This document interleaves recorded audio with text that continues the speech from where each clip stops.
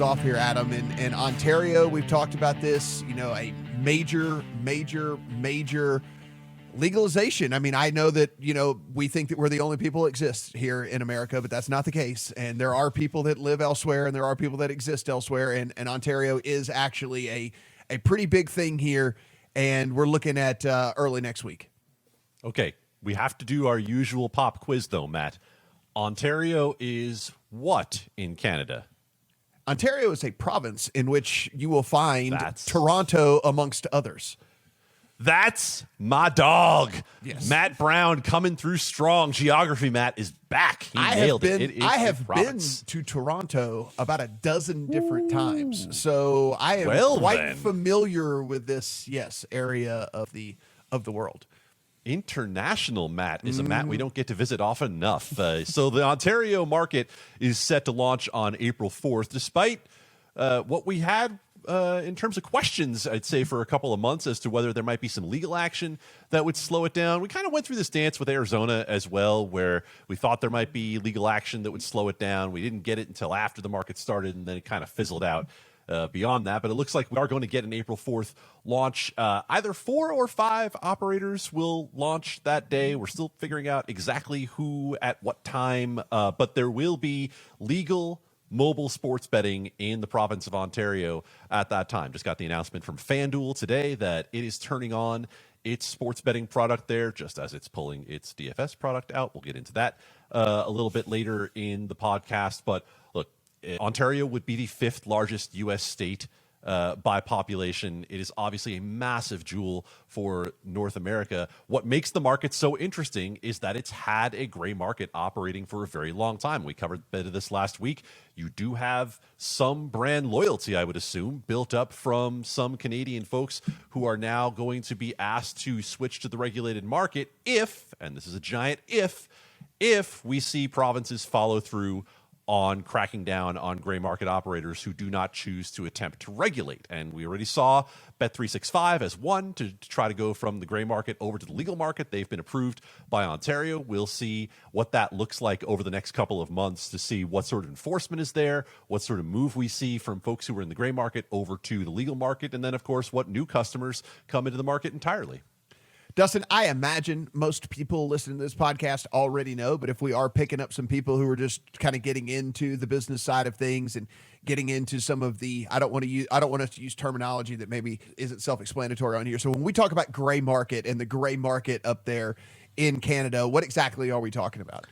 So, yeah, I mean, you can break it down to white, gray, black markets. Everything that we talk about in the U.S. is a white market opening up. It's regulated, legal. Sportsbooks are getting approved to do this. Black market is, anybody who's not operating with a license in any jurisdiction. We typically use the offshore sportsbooks, even though they have a license from sometimes a Caribbean nation that does not allow them to legally operate in the United States or any of the other jurisdictions that they do. And then, yes, so Canada has there's not the only example of a gray market, but it is basically there's nothing that says it's illegal to do it in Canada. So people have used that as a default to say, okay, we're going to operate in Canada. Now with the white market coming open, that is this clear delineation of a legal and regulated market. People are going from this netherworld where it's neither technically legal nor technically and definitely not illegal either to operate. They're just going to come in and now use the regulated market, pay taxes, be under the regulation of the province. So that's what we're talking about there. So Adam kind of gave us a little bit of a tease in his spiel about DFS and what is the future of DFS there in Ontario. What are we looking at for the people up there in Toronto that are, big DFS players? Not great, Matt. Not great for the daily fantasy sports. This is like 3 weeks running, I think, right? That we're talking about daily fantasy sports on this podcast. Just amazing. So we got the word that FanDuel's pulling out of Ontario this week because of the regulatory pressure here that they're facing. So they basically are saying you have to ring fence DFS in Ontario, and the product that DraftKings and FanDuel offers, where you have lots of people across borders playing daily fantasy across with each other, is not a viable product when you have to say it's just in Ontario, nor is it worth the squeeze, as we'd say on the podcast as well. It's not like taking a market and saying, oh, it's just Ontario. This is what we've seen in poker so far here in the U.S. as it's come out, and Ontario is going to be seemingly the same way. Although there is this possibility for interstate compacts. Anyway, going away from poker, back to DFS. So as DraftKings and FanDuel operate DFS, they just can't. This business model doesn't work for them. Yeah. So they're coming out. They're also they're asking to pay a 25% tax on DFS revenue. They obviously not super excited about that. I believe that'd be higher than any rate that they pay for regulation here in the U.S. So yeah, we don't know exactly what the penetration of into Ontario is for those companies. Now you can go in and offer some of this hybrid fantasy sports that we've seen, I guess, and be regulated if you want, right. Because that doesn't depend on being ring fenced. You can things that are called daily fantasy, but are basically props on player performance. You could, in theory, do that and go get regulated if you wanted to do that. So anyway, not great news. They're gonna, they've built up some amount of a database here, but this is not going to be a funnel for them to acquire more sportsbook customers here in the short term. Yeah, I mean, it is, and it's even more important for DFS. We're talking about liquidity, even more important than poker, even because I mean, at least if you can get 9 guys at a table, you can just continuously keep a game going, right? But I mean, if DFS, it's like once the game start, that's just it, and they depend on these gigantic prize pools and things like that, and that's just not the case, and so unfortunate for our people up there in Ontario. Adam, what are we looking at as far as, and this is a conversation we've had multiple times here on this podcast about what's happened in the States here. What are we looking at from an ad perspective up there in Ontario?